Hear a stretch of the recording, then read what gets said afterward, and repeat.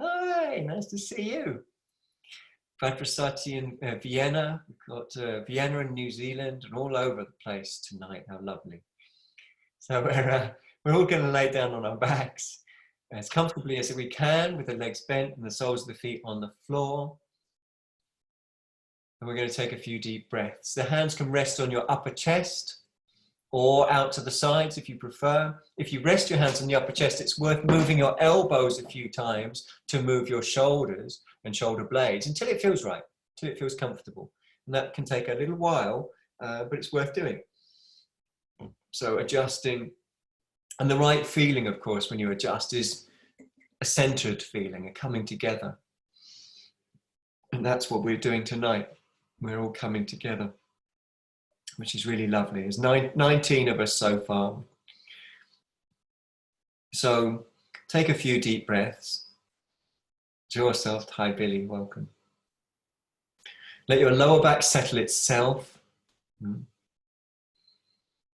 And if you want, I'll occasionally look at you, but you don't have to be looked at. But it's sort of useful for me. So if you're not on, most of you are on video. If you don't want to be on video, fine. But if you don't mind putting onto video, that's useful for me occasionally to just check in that you're all okay.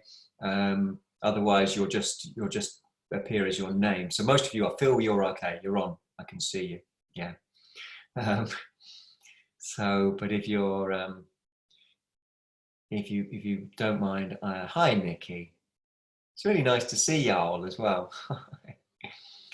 Obviously, it's fine, if you haven't done your hair or whatever, and you just don't want to be on, you don't want to be seen. That's fine. But I've done my hair. You can probably tell.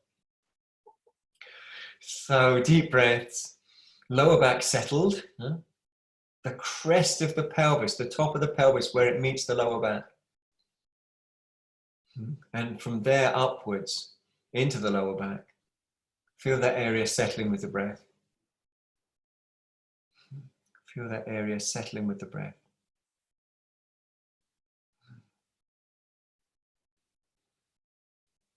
And take a few of these deep breaths. And any movements that happen naturally, as part of your absorption, especially if your dog is coming in to lick your face, you might have to move. That's only happening to Trudy, I think.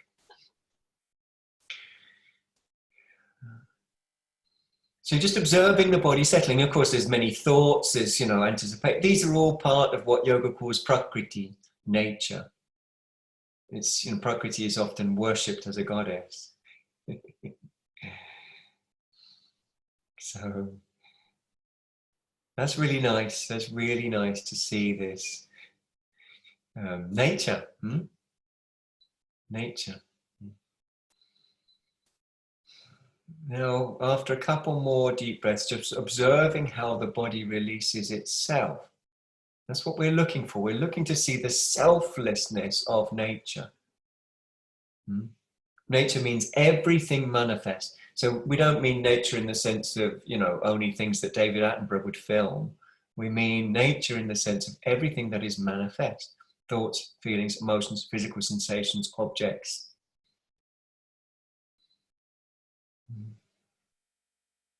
So just feel the body settle.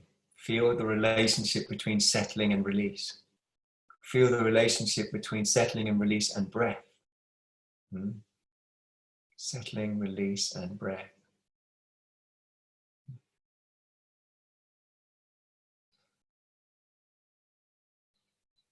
Now, when you're ready, real gentle, you can lift up your feet from the floor, and we're going to just wrap our arms around the shins.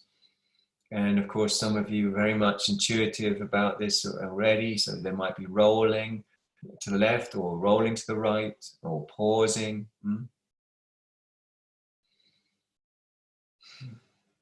And you might roll your head with your body, or you might roll the head on its own and the body stays still. Or you might keep the head still and the body rolls. There's multifarious ways of going about it. Rolling to the left, rolling to the right, pausing. How do you know if you're doing it right? You get absorbed. Yoga philosophy says that the goal of yoga is absorption, samadhi. No further than that, yoga says that's what yoga is, samadhi, absorption. So you're rolling to the left, rolling to the right, pausing when you need to, breathing deep.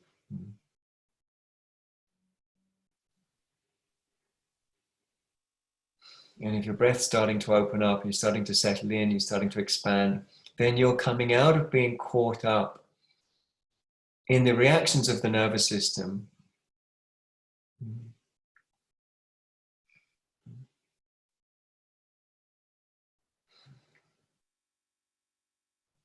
So rolling this way, rolling that. So the reactions of the nervous system are selfless. You know, times like ours, the nervous system does what it does. You know, that's wonderful opportunity to see how selfless the nervous system is. And when you've played with it enough, obviously it's you could many of you could just keep playing with this, which is great. Then you can land your feet back on the floor in your own time.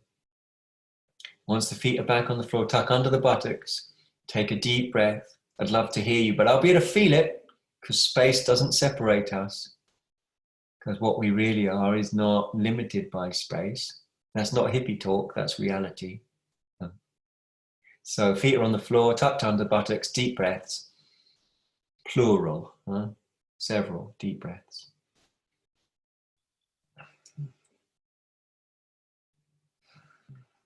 And it's all about the breath. And the breath is the indicator. It indicates whether we're caught up in Prakriti, in the one field of causality. It's one field because what happens to your neighbor affects you, you know, and what happens to you affects your neighbor. And what happens to, you know, one person happens to all people in a sense. You know, we're connected, not just people, but beings. And then from there, when you're ready, we're going to flex up the leg that's furthest away from, oh, it doesn't work for everyone, but just flex up any leg. It doesn't matter. Just flex up a leg because some people are facing their different ways. Flex up a leg. So you just keep the knee bent at the back of the knee. That's it. Well done. And bent more than that. Go on, let it relax. There we go. Great. Okay, now hug the leg around the shin. Good job. Hug the leg around the shin.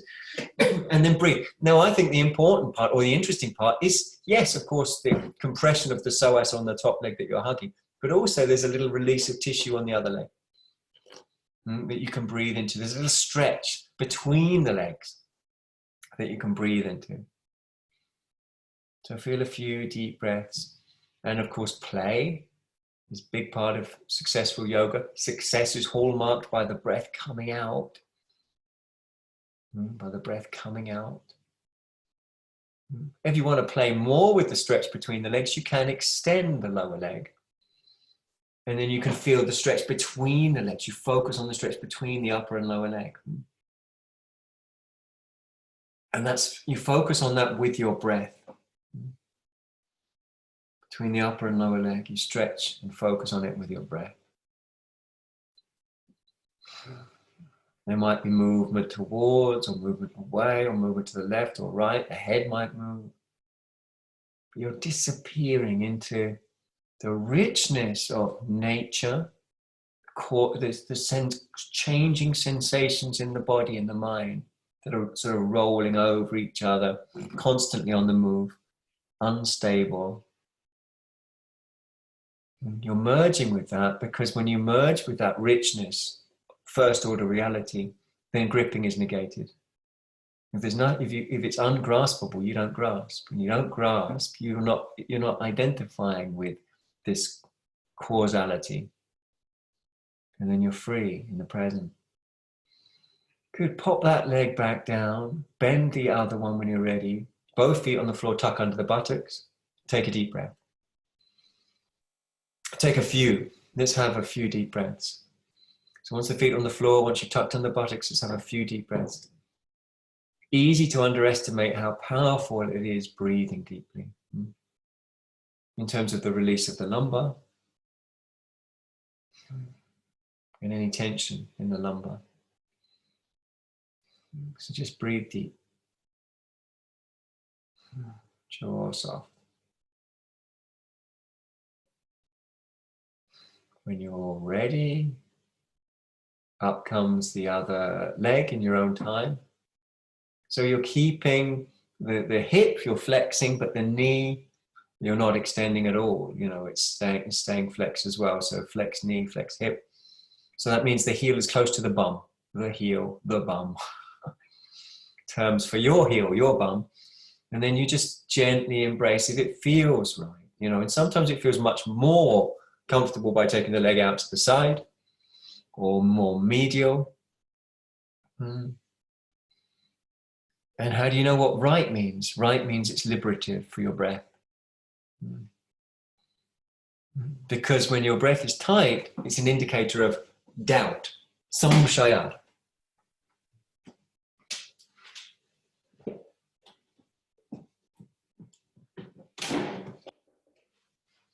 The breath is tight, it's an indicator of doubt. And what's the opposite of doubt? Well, knowing.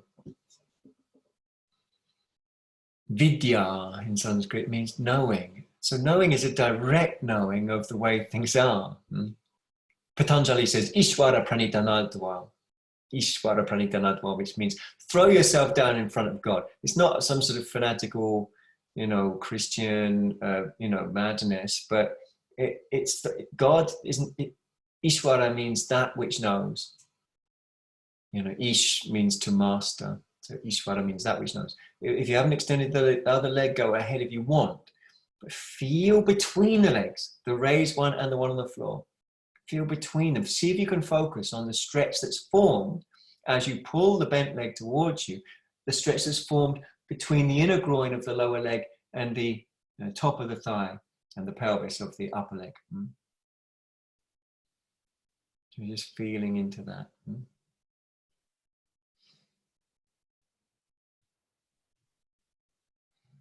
Everything's about the breath in yoga.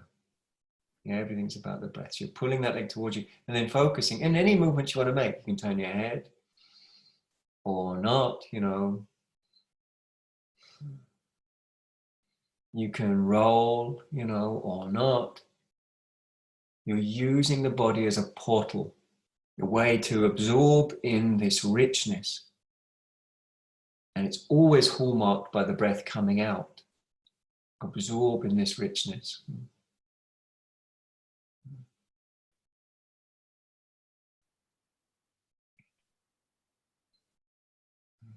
You're ready, bend the lower leg.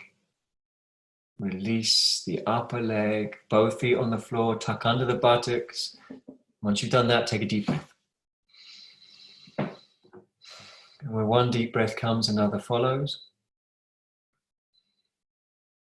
And so on for several deep breaths. So it's all about the breath now. While you're taking deep breaths, pop your hands underneath your head, fingers interlaced.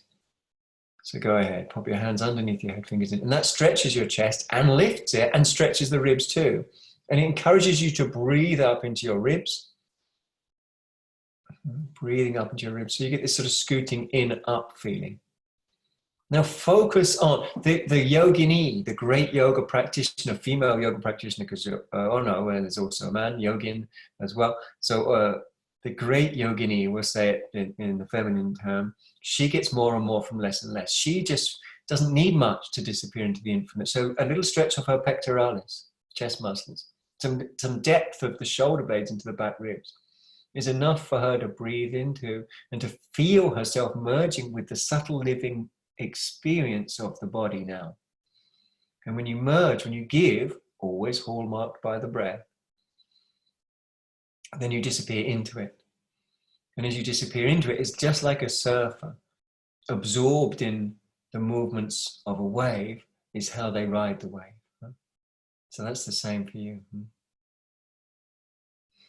So breathing deep. You say yes to the depth of the shoulder blades into the back ribs. You say yes to the release of the chest. Yes, viscerally. And then saying yes to this, you're saying no to the idea that you're grasping, the ungraspable, ungraspable, ungraspable. A couple more deep breaths. Trying to grasp the ungraspable, you exhaust yourself in vain. Release the tight fist of grasping, and boundless infinity is revealed. Lift up your feet when you're ready, with bent knees, completely passive at the knee. That's good, well done, Faye. Completely passive at the knee. So your feet are lifted and you've got hip flexion. And of course you might roll. It's nice to see you moving like that, Phil, intuitively. And Sophie and Kat, everyone. So you can roll if you want, say left or right or forwards or back. And that's a sort of massage, potentially. It melts the fascia. Plus you're pressing into different parts of the body, so the blood ratios are moving around. And sometimes you find a spot that feels just bloody good. You know, you just like, oh, you get absorbed. Go for those, go for those. Breathing deep. Keeping the hands behind the head, we're going to toe tap. So one foot comes down just a touch with the toes and the balls of the foot on the floor. Keep the tone in the belly, so push the lower back down. And then lift up again when you're ready and swap. Toe tapping, and then continue that in your own time, keeping the lower back close to the floor, alternate between the legs. Toe tapping, one foot comes down, the other one comes up. And there's a sense of absorption in the deep belly, which is subtly changing all the time. The deep belly is subtly changing all the time. It's that we're absorbing in, the subtle changes. Now, if you want to up the ante a little bit, you can also lift your head up. And then you can really feel the abdominals. They're working in an interesting sort of eccentric contraction as, say, the leg moves away. And you're breathing deep. But remember, it's a meditation. Disappear into the richness. It's liberative, but it's also how you ride the body as it is, as you find it, which is different at different times, and especially when we've got sort of situations like we have at the moment, you know, the nervous system's as it is. Now you can extend the range a little bit now. So now you're going for the back of your heels on the floor. So same thing, extending one leg and then the other. It's the back of the heels that are going to touch the floor. So you've got to really keep the lower back close to the floor. That's it, doing great. Extending one leg, drawing the other one back, just the back of the heel. So it doesn't have to extend fully, it doesn't have to be straight. You're just extending enough. But feel it and breathe it. Feel it and breathe it. Jaw soft, eyes soft. Feel it and breathe it. Back of the heels. Okay, you're probably nearly pooped. So a couple more if you want, and then head down if you raised it up, and then finally feet down. And now I know you're going to take a deep breath, so go ahead. Both feet down, both legs bent. Take a couple of deep breaths. Couple of deep breaths. It's about observing the natural occurrences here and now of release, say on the top of the pelvis, or release of the buttocks, or heaviness of the legs, or spontaneity of the breath.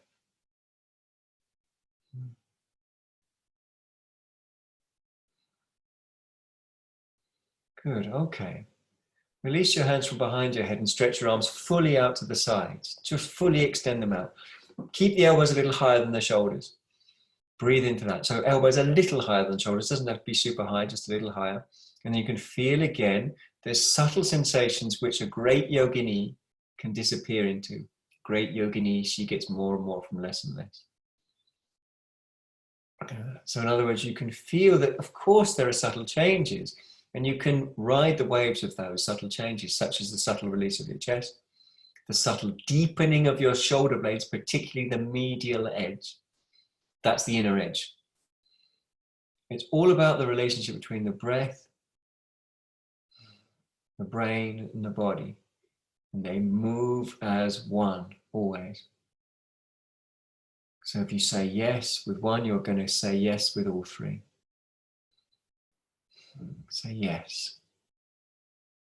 Allow the shoulder blades to deepen. Allow the chest to open.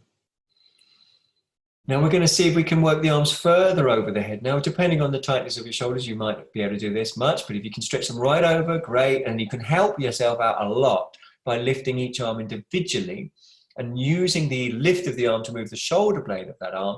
So if you take the left arm and lift it and bring it towards the right hand, and then the same the other way, and do it multiple times. You lift each arm and you can kind of wiggle your shoulder blades into a better position through several movements. You can wiggle your shoulder blades through several movements. If it's tight on the shoulders to raise them over the head, well, you don't. Just take them out to the side, that's fine. But if you can, lift and lift and lift and extend, extend, extend. And then from there, we're going to bend the legs. We're going to bend the legs, place the feet on the floor. Again, you might reiterate the shoulder blade movement. Lift the arms again multiple times, shimmy. Sometimes I shimmy my whole chest a little bit. You know, there's lots of very intuitive ways you can move to get those arms to really move, to get the arms to move the shoulder blades. That's how the shoulder blades move, via the arms. And then, of course, the arms feel much more comfortable when the shoulder blades have moved. Now, lift up your feet. Lift up your feet. And then extend up your legs. Urdhva Prasrita Padasana. Upwardly extending your legs. Urdhva Prasrita Padasana. And again, you can adjust your arms, you can adjust your legs. You might flex your feet, dorsiplantar. You might bend one leg for a while. What you don't want is the pose to be so strong that you're not breathing into it. So bending one leg for a bit and extending the other, or wagging the tail or swinging the legs. Sometimes you can swing them right over your head and lengthen the back a bit more. Those kind of feelings can feel great. They can feel great, and you get really into those kind of feelings. The feelings are focusing. The movements are focusing. Ekagrata. Ekagrata means one grasping. You're only grasping one thing. That's this present bodily experience. Instead of normally we grasp the past and the future and attachments to self in the present. But here we're grasping one thing, ekagrata.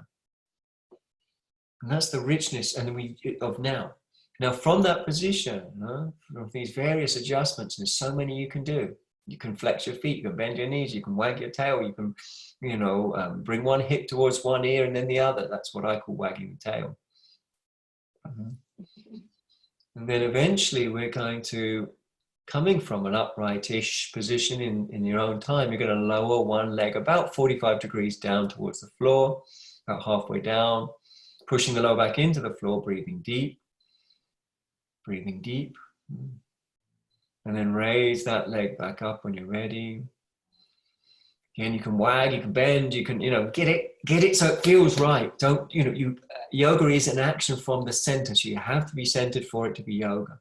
And then when you're ready, you raise the legs again, and you lower the other leg, about 45 degrees, pushing the lower back close to the floor. Catching deep breaths. Lower back close to the floor, catching deep breaths. Jaw remains passive, face remains passive. Great, great. Bring that leg back up when you're ready.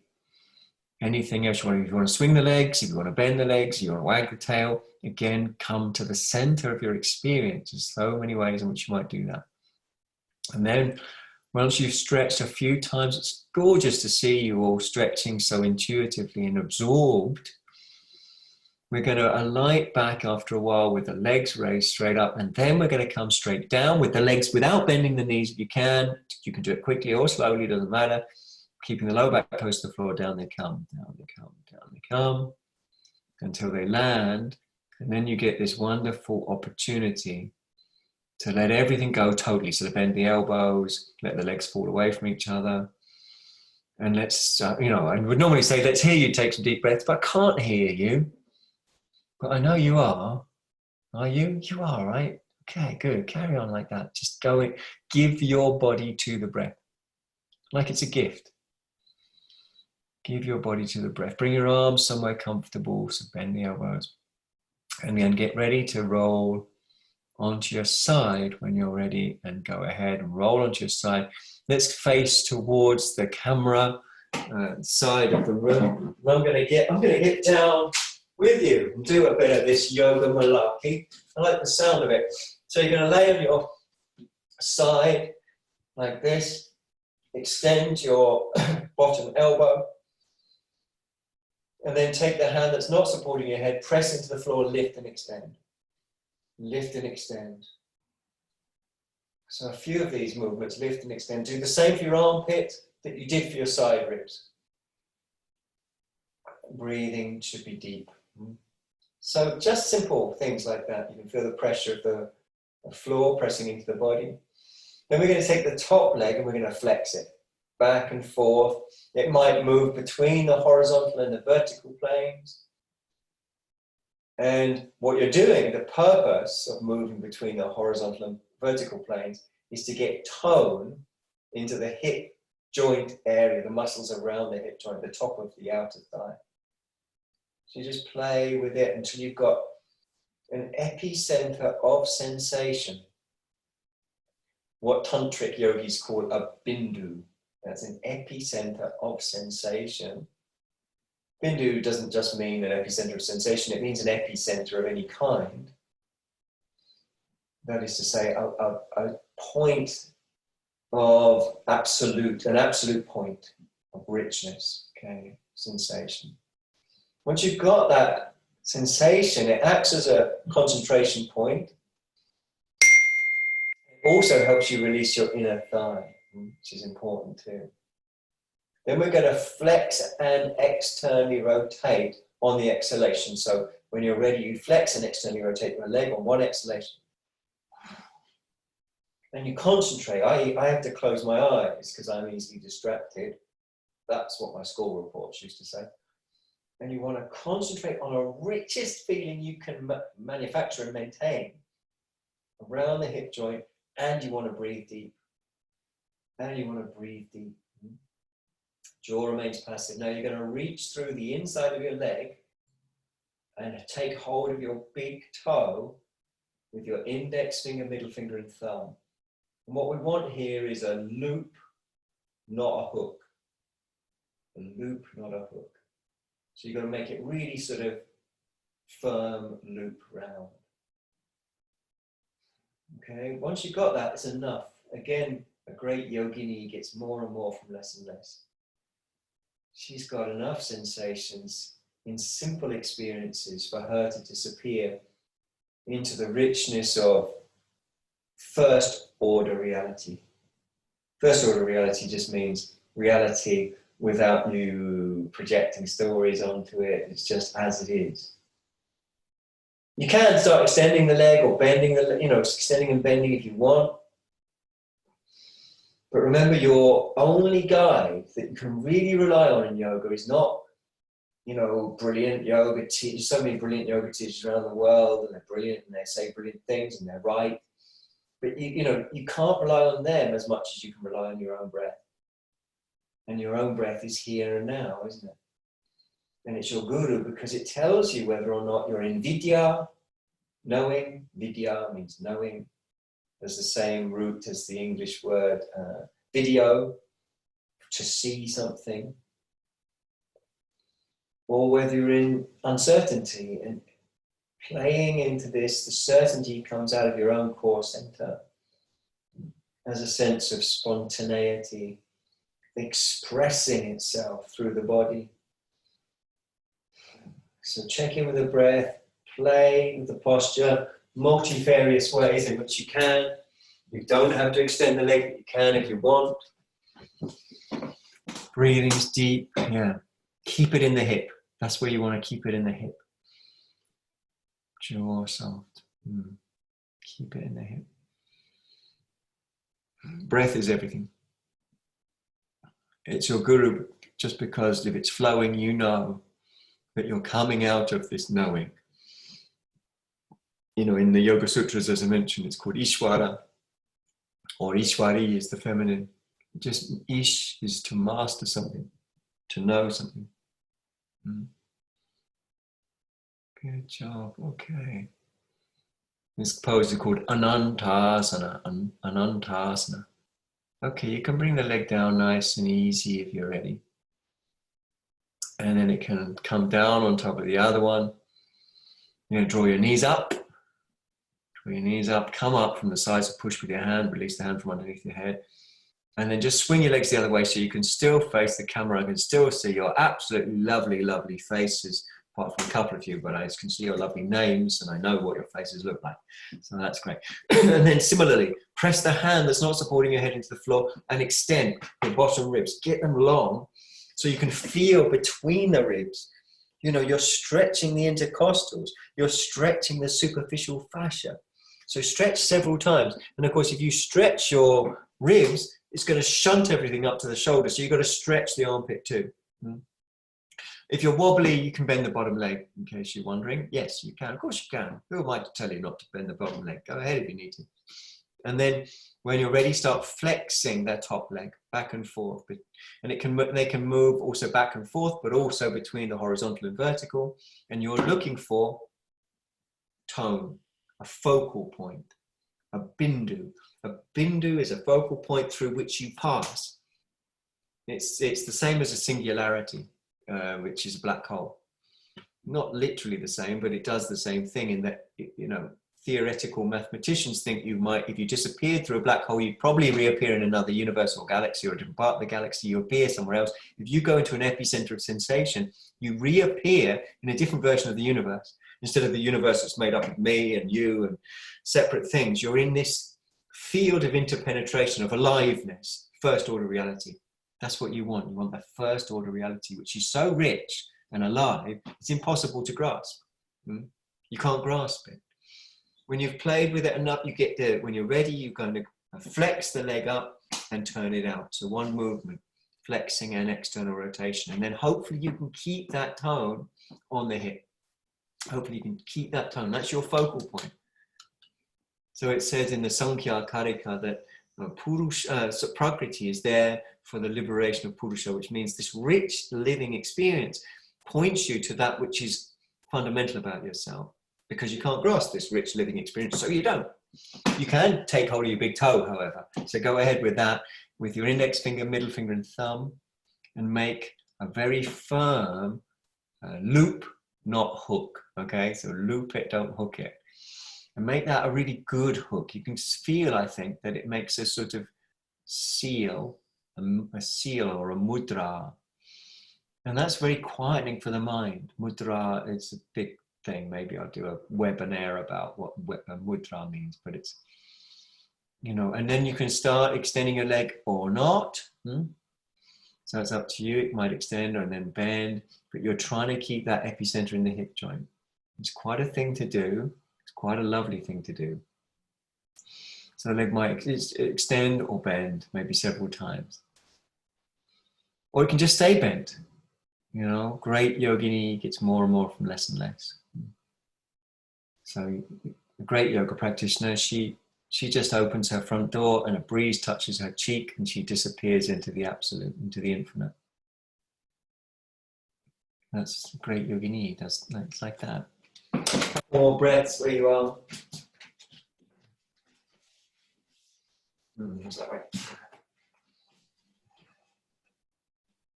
And then when you're ready, come down slow and easy. And bring the top leg on top of the bottom leg. Draw your knees up, push up, and come onto your hands and knees as soon as you're ready, or even slightly before you're ready. Come onto your hands and knees. And then check that your hands are slightly further forwards than your shoulders. So just bring your hands slightly further forwards than your shoulders. And then check your hands are equidistant from the front and sides of the mat. Check your hands are equidistant from the front and sides of the mat. And just imagine there was a person who could see you on a tiny square on their computer screen and could observe whether your hands were equidistant or not from the front and sides of the mat. And lo and behold, there he is, and it's me. Yes, exactly. And I'm observing each and every one of you, apart from a couple of you who I can only see their name, but I trust that you will really try this properly. And then spread your fingers too. Spread your fingers really wide and feel the aponeurosis, the connective tissue on the palms of the hands. I love that feeling of just stretching something like that. So stretch and stretch and stretch the aponeurosis. Really nice thing to do. And then plant the palms. You can move your body to feel more of the palms, inner palm, outer palm. Just gorgeous to get involved in that. Toes are tucked under, lift your bum if you're ready. So Adho Mukha Svanasana, also known as Gajasana, the elephant. And you're pushing from front to back. You might move left or right. You might bend one knee. Sometimes we're super tense in the psoas, so we might need to work in through the legs first of all. So we might bend one knee. You can even go exclusive and just stand on one leg by taking the other foot slightly off the floor, or even taking one leg towards the other. And eventually, sort of through massaging and stretching and working on the legs sort of individually, as it were, you can feel that their resistance begins to release a little, and then you can start working through your back, feeling through your back. So pushing left, pushing right, feeling the inner palms, feeling the outer palms. Lots of yoga teachers talk about reversing or rotating the arms out, or fewer talk about rotating them in. But actually, I don't talk about that. I just talk about every part of the palm touching the floor, which just is a meditation, takes time. And it stabilizes your elbows, shoulders, and further. Couple more breaths. If you understand the instruction, extend your inner armpit and also extend your outer arm.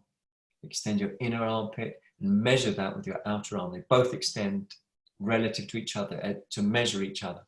Inner armpit, outer arm, both extend. Good job. Okay, coming down to a regular kneeling position. Now, some of you might need to put a block or a blanket between the heels and buttocks. If you've got tight knees, it's advantageous to do that. You're going to rest one hand on top of the other. You're going to breathe through your nose. This is the resting of one hand on top of the other can be called Bhairavi or Bhairava Mudra, depending on which one's on top of which. Those are both wrathful forms of the god Shiva. I'll say nothing more about that. But just breathe deep, breathe honest. Okay, just take your knees a little way apart. Toes are touching but not overlapping. In addition, by the way, if you're uncomfortable in the foot arches or the ankles, just come out of the pose for a minute, get the towel, if you've got a towel or a blanket, roll it up, put it under the front ankles. If you've got problems with the knees, a block between the heels and buttocks. And then we're going to come forward. So you're going to bring your fingers onto the floor, real slow. Breathing through your nose, real slow. And the groins are dropping. There's the top of the front thighs. And you only go forwards, and this is a discipline, as you feel melting at the back. And it's a great discipline because many of us feel sort of compulsive, especially at these kind of times we feel compulsive. So we need a discipline to set us free of that compulsion. So we're coming forward very slowly, only as you feel the groins release. And it can take, 8 minutes before the head comes anywhere near the floor for some, and that's beautiful. Not to rush down and to only come forwards as the groins release. It's meditative, it's disciplined. Take your own time. Take your time. I think the bit which gets particularly challenges us is when the head is close to the floor but not on it yet. Super tempting to just sort of drop it, but don't resist that temptation. Only come down as you feel the melting of your groins and the buttocks and hips. Good job, everyone. Let's take it slow. Melting.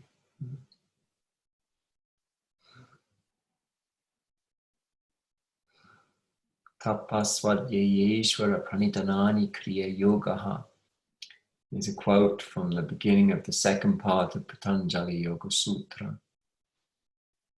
And it starts with the word tapa, discipline. Tapasvadyayeshvara pranitanani kriya yogaha. This discipline is the discipline to focus on the groins as you're released instead of being driven. So it's very quietening, very important as a way of being centered. A few more breaths like you are, I'm sure you can experience deeper release through the breath.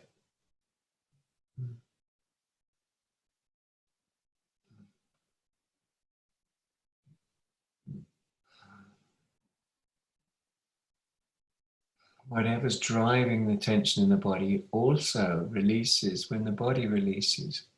Attachments to the future. Many people have those at the moment, but the future isn't something that exists. So we're attached only to an idea in the present that could cause anxiety about what? Nothing, it hasn't happened yet.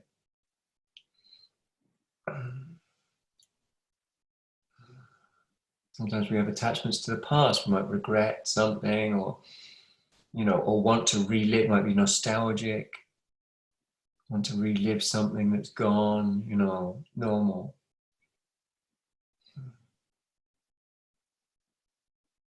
This is a commitment.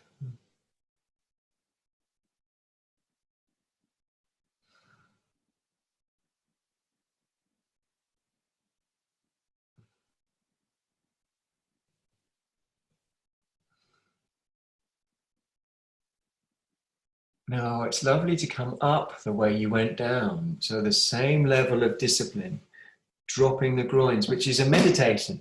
Dropping the groins is a meditation.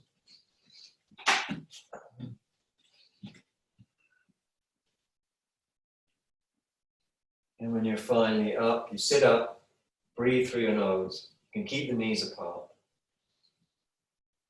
Jaw soft, throat soft, brain soft, tongue soft.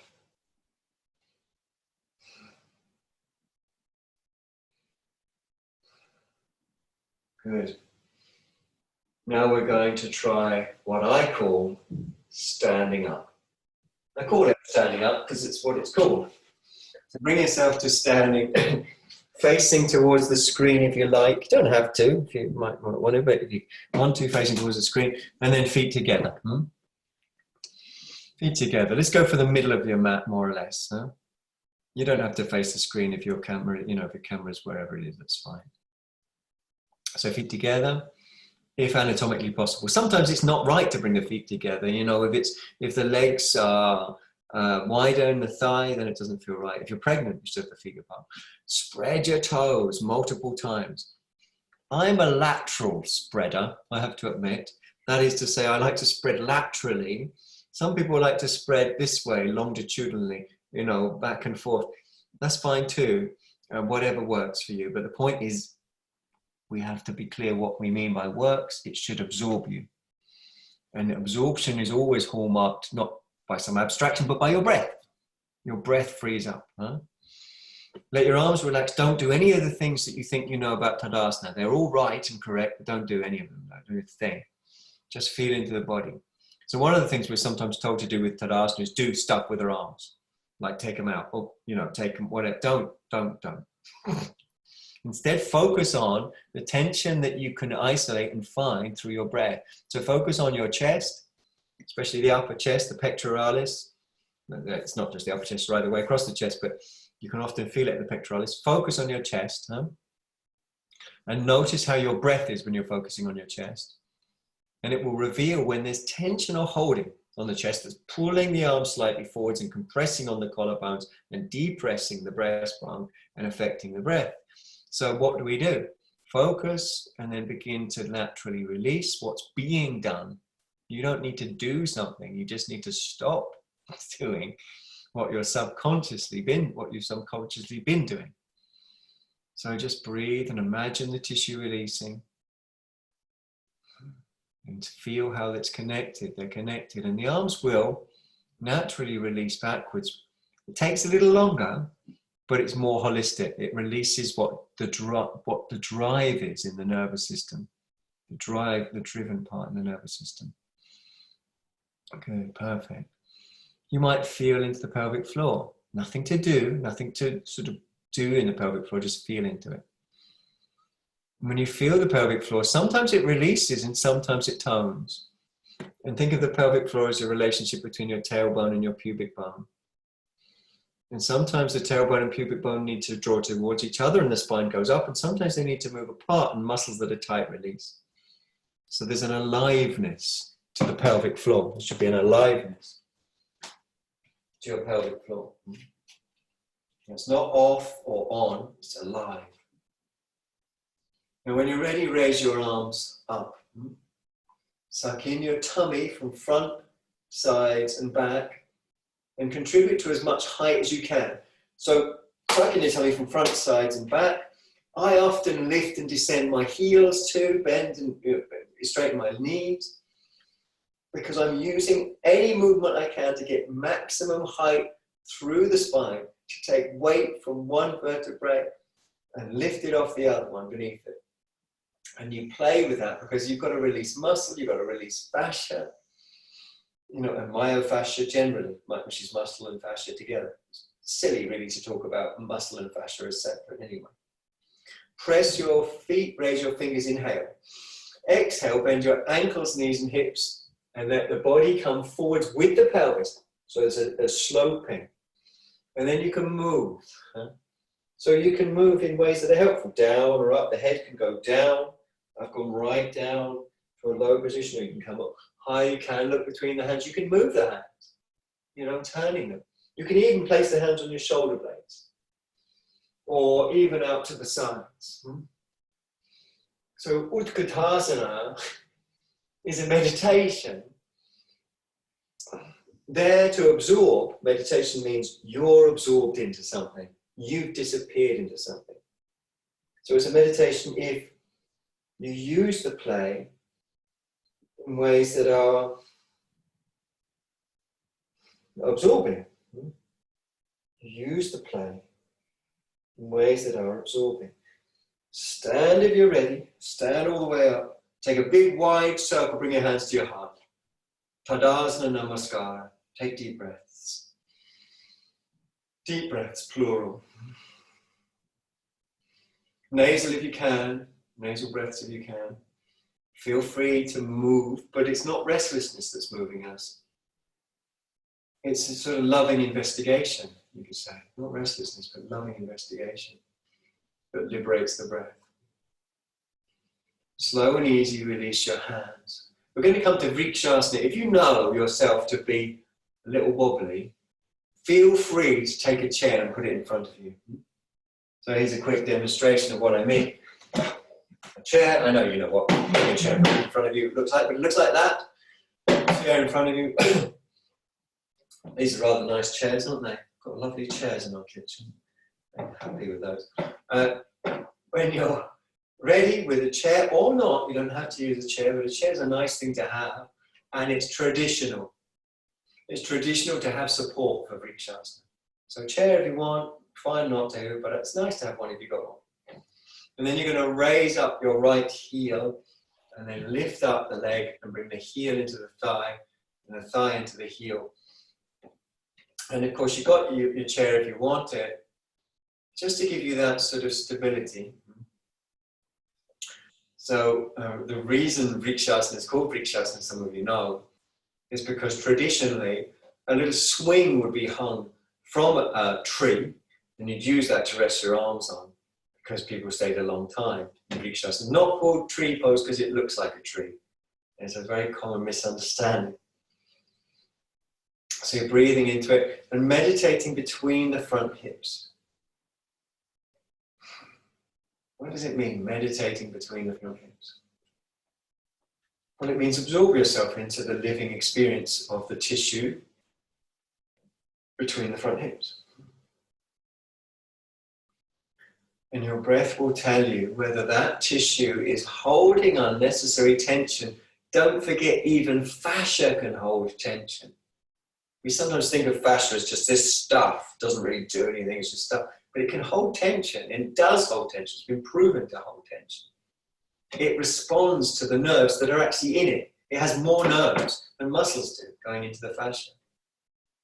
And there must be a reason for that. One of the reasons is because the fascia is the way that we get feedback from the whole body.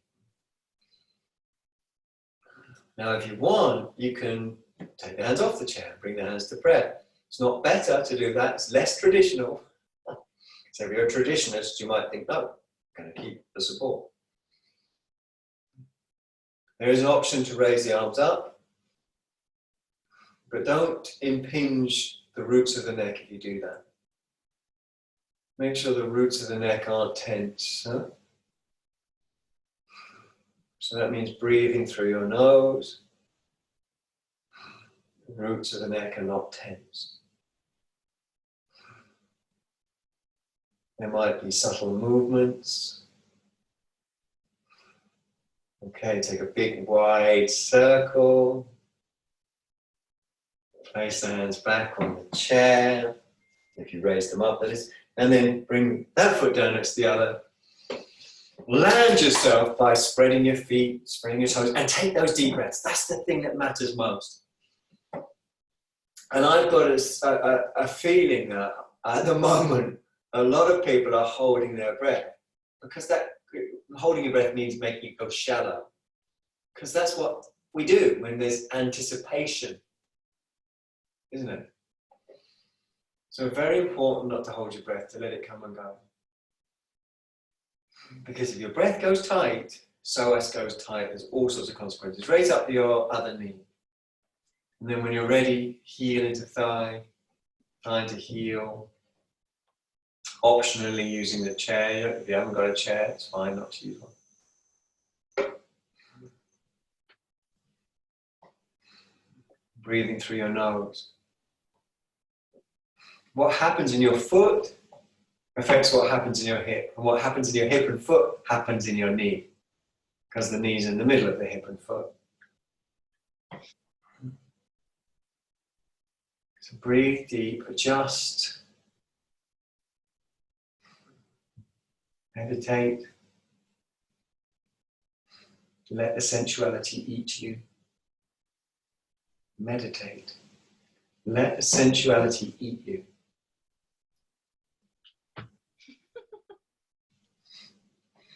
And then bring your hands to the heart if you want. That's optional. Deep breaths. And then there's also the option to raise the arms up. You know, it's not, you don't have to do that, but it's an option. If you do raise the arms up, it's better to have the hands apart. Huh? It's actually better to have the hands apart in most cases, because if the elbows bend, you lose height. Huh? And you tend to compress the roots of the neck. So breathing deep, stretch up from the groins, keep the jaw soft. Thigh into heel, heel into thigh. Good job. Right, and then big circle to bring your arms down back to the chair, if you're using a chair. And then place your foot back next to the other. Catch a deep breath. You can rest your arms by your sides. And let's hear deep breaths. Huh? You can shake out if you need to. You know, keep everything moving and limber and alive. Shake out if you need to. It's nice to do that.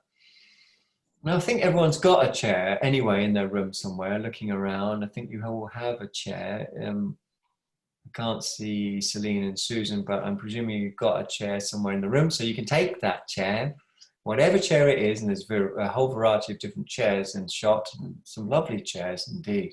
Very nice furniture some of you have got. And we're going to just sit on the chair. So you know how to do that, because you've sat on the chair before. So sitting on the chair, towards the front of the chair, towards the front of the chair. And then you bring your feet back. You bring your feet back so your toes are underneath your knees.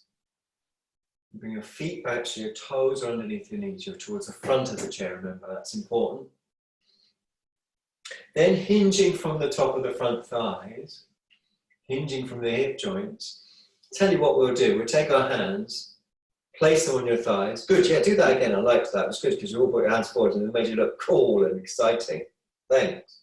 Now bring your hands onto your thighs. Lift your bum and turn your pelvis to tilt the whole body forwards. as if you're leaning in to hear something secret that I'm about to tell you. But I'm not. But, you know, imagine I was. It'd be quite exciting.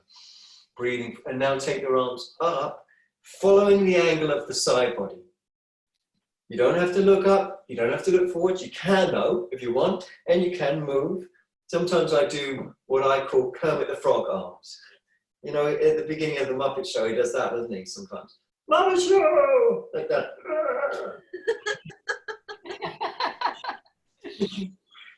You can do that if you like. It's quite nice. Like Muppet Show, the arms. Or even hands onto the shoulder blades. Can be quite nice. Huh? Multiple things. Turning the arms, whatever one. And then stand up. Stand up. Good, great. Suck in that tongue. Front, sides and back. Press your feet, raise your fingers, inhale. Exhale, bend down. Now, I haven't moved the chair because I ain't there. So, and no one else has. No one snuck in. So the chair's still there, but it feels like it isn't, but it is. And you just touch it lightly, leaning forwards the body from the hips. Stand up again, be calm. Raise up through the shoulders. Imagine you're finding a way for energy to go through the root of the neck itself, through any hypertension. I suspect lots of people will be suffering from hypertension. Not you lot though, because you're doing yoga with Jim. Very good. Press your fingers, press your feet, raise your fingers, inhale. Exhale, bend your ankles, knees and hips. Okay, now you come. And just touch lightly, jaw soft again. There might be movement, there can be whatever helps. Jaw soft, breathing deep. And then sit on the chair fully. Okay, sit on the chair fully, arms through a big circle. Feet forwards, catch a breath. Rest your hands on your legs, feet apart, feet forwards. Catch a breath. Take 2, 3, 4 or 5 deep breaths. So very important now to just feel the process of a few deep breaths coming and going. Feel the process of a few deep breaths coming and going.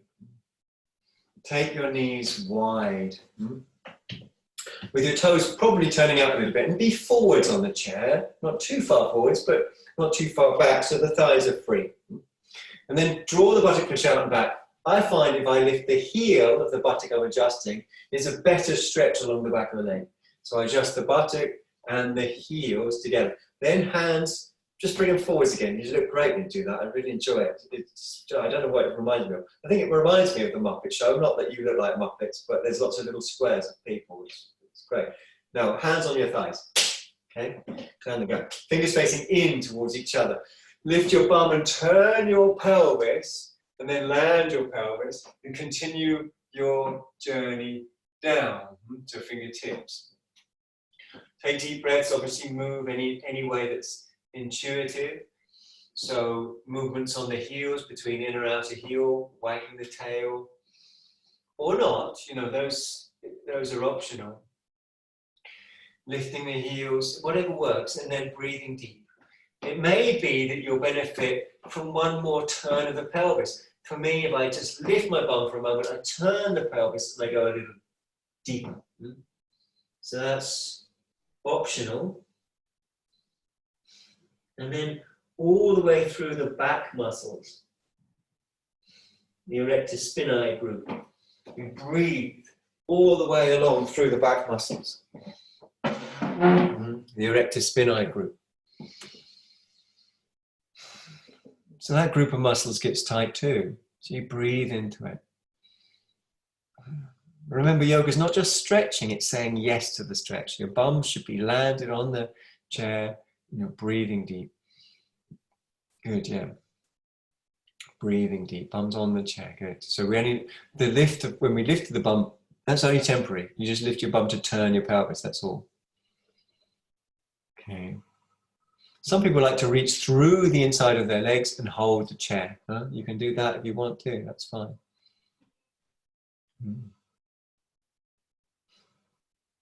Your breathing is deep. Nice. Hope the jaw's relaxed, is it? Just relax it. Good, thank you for answering. Okay. Just make sure your jaw is relaxed. Huh?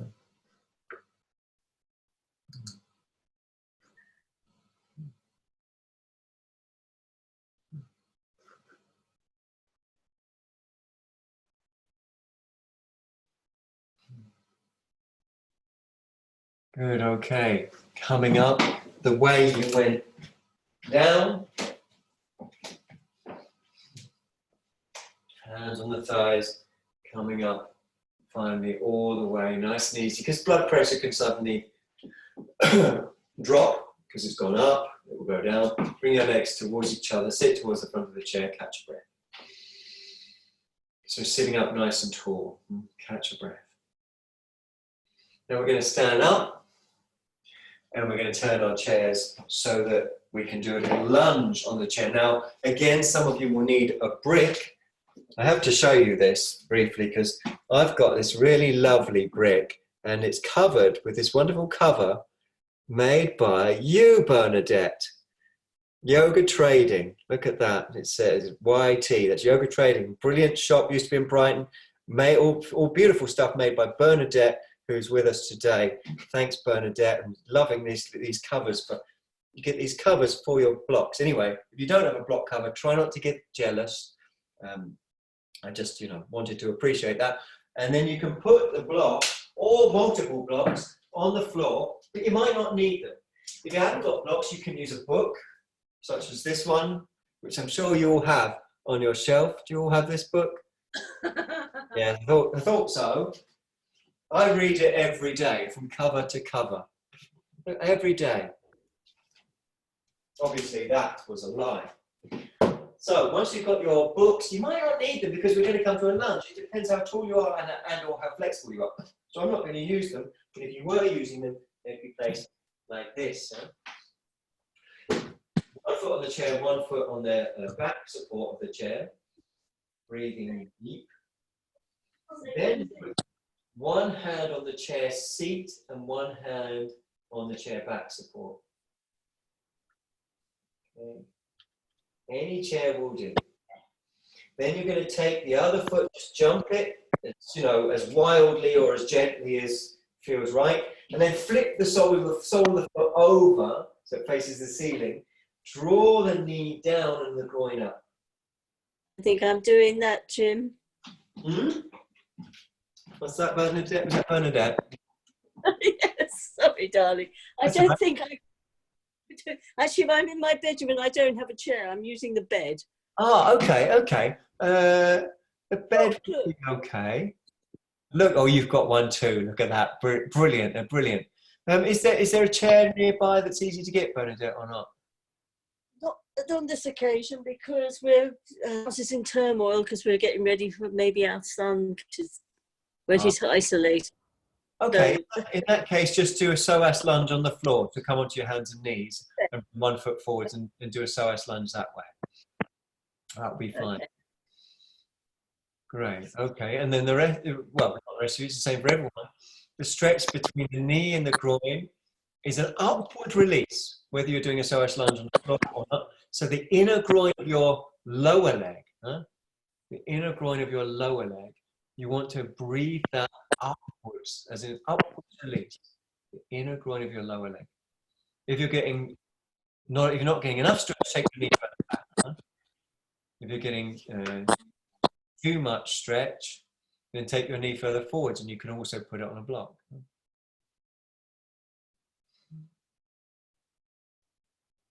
Great, breathing deep. So remember, it's a balance between the knee going down and the groin going up. Chest lifts as well. Find your pelvic floor. Find your pelvic floor. The focus is on your back leg, the inner groin of the back leg. Great to see all your multifarious chairs as well. And great to see some of you have got yoga chairs as well, but any chair will do, as you've discovered. Okay, we're going to come up by putting 1 hand on the chair seat and pushing our way up, coming all the way up, calmly swapping legs. You might want a breath in between. Calmly swapping legs. Same thing. So the other foot comes up onto the chair seat. 1 hand on the chair seat, 1 hand on the chair back. You jump or step the other foot back, flip the sole of the foot over, draw the knee down and the groin up. Draw the knee down and the groin up. Find the pelvic floor. Jaw soft, eyes soft, breathing deep. So the knee down and the groin up.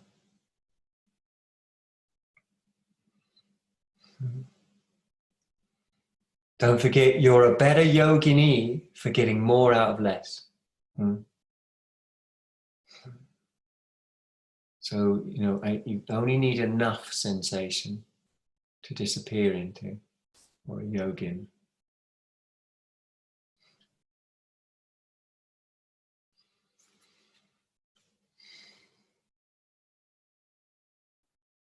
A few more deep breaths.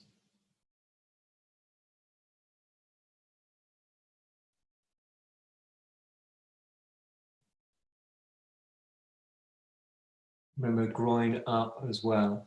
So release the groin up as a meditative release. Something you breathe into.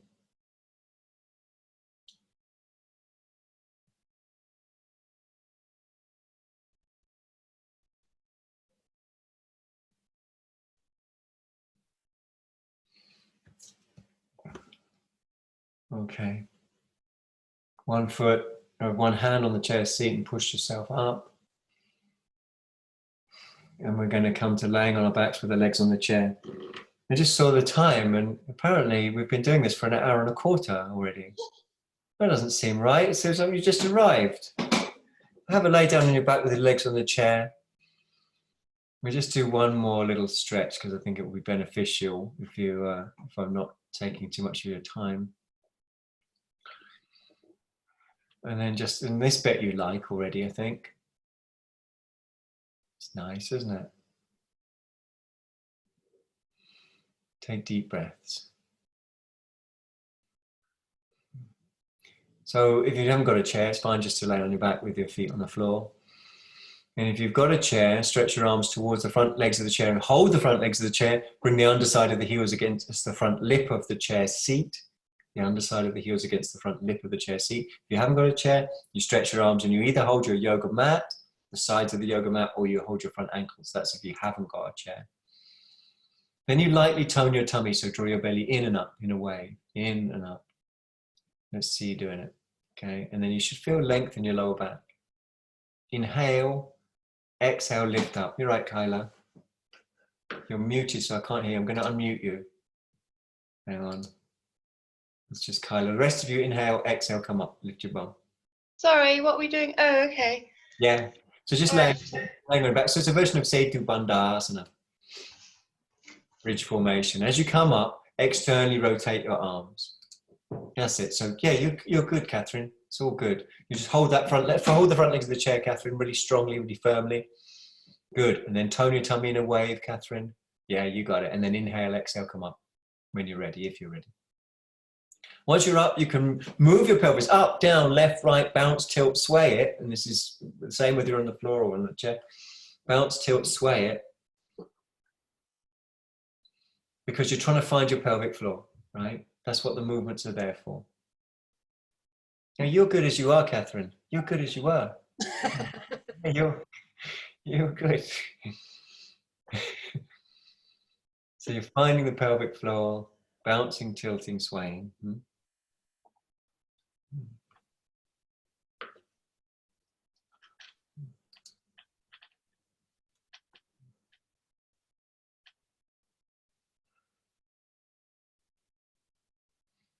And finding it more and more, finding the pelvic floor more and more. You can externally rotate, you should externally rotate your arms, still hold the chair if you're holding a chair. If you're not, you can interlace your fingers or hold, yeah, that looks okay, Bernadette, or interlacing your fingers might be better. As long as you're not slipping on that chair, I think you might be better just doing it straight on the floor, Bernadette, looking at your posture there. So just bring your feet onto the floor instead and lift your bum that way. Yeah, that's going to be better for you. Good, and then staying in touch with the pelvic floor as you descend. So start descending with the pelvic floor in your awareness, fully, all the way down, all the way down, all the way down, all the way down. Staying in touch with the pelvic floor.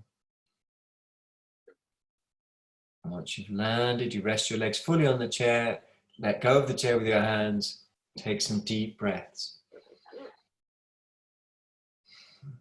So deep breaths. And it's all about the breath now.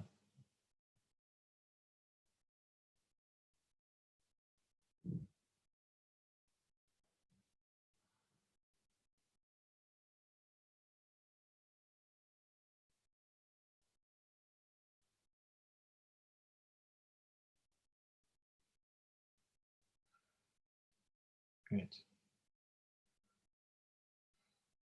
Okay, we're going to flex the hips.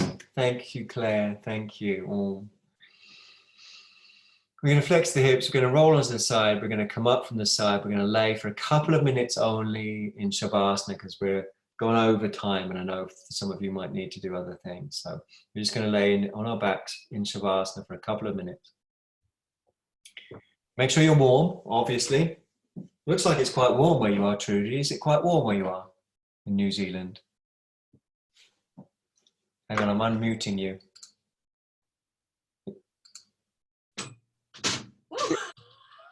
Oh, you still need a blanket though.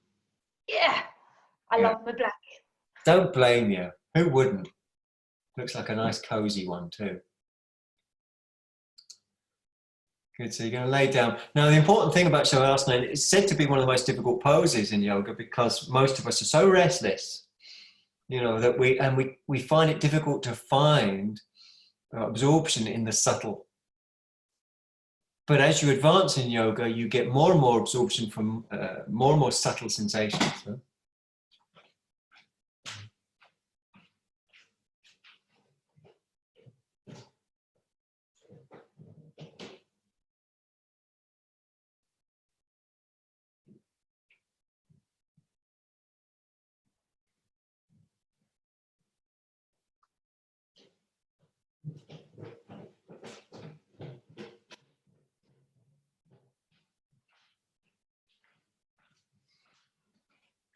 Make sure your eyes are closed. Shoulder blades scooted under.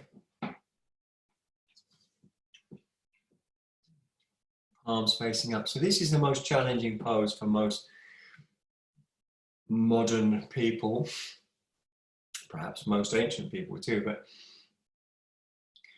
because it's all about the subtle.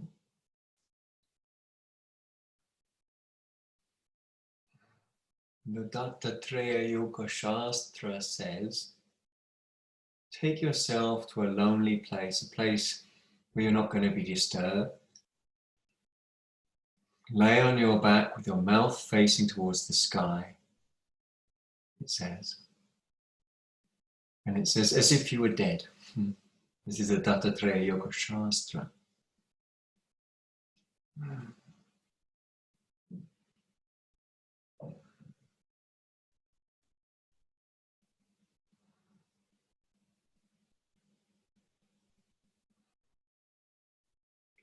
What we're committing to is trust.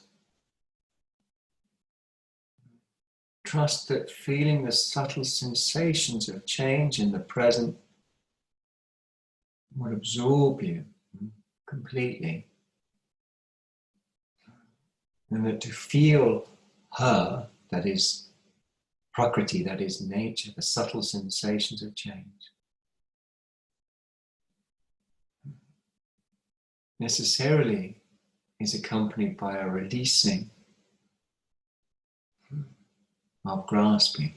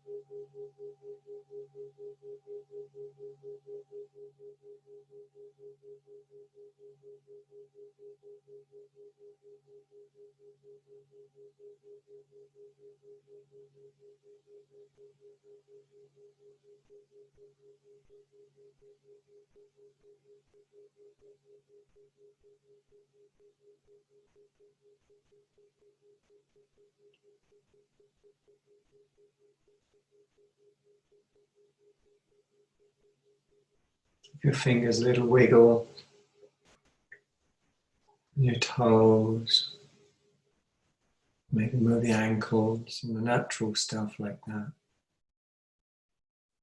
When you feel ready, bend your legs. Place the soles of the feet onto the floor. And tuck the buttocks under. Let's all take a deep breath when you're ready. Deep in, deep out.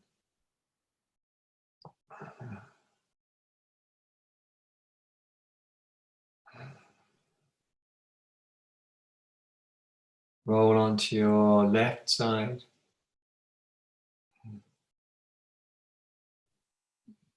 Lay as comfortably as you can. And then to your right.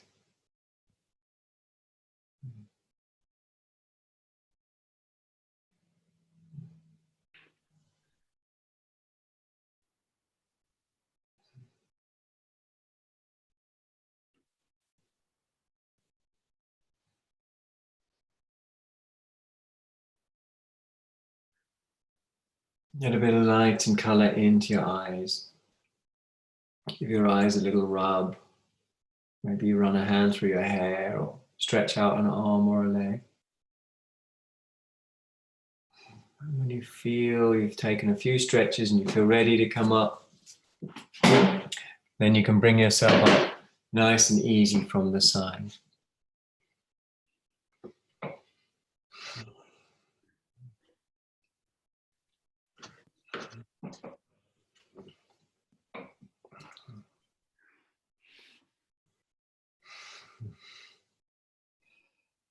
Thank you so much for your time. I really appreciate it. I hope you're all happy and well. It's really lovely to see you, actually. And obviously, there are more classes if you want to join again tomorrow morning at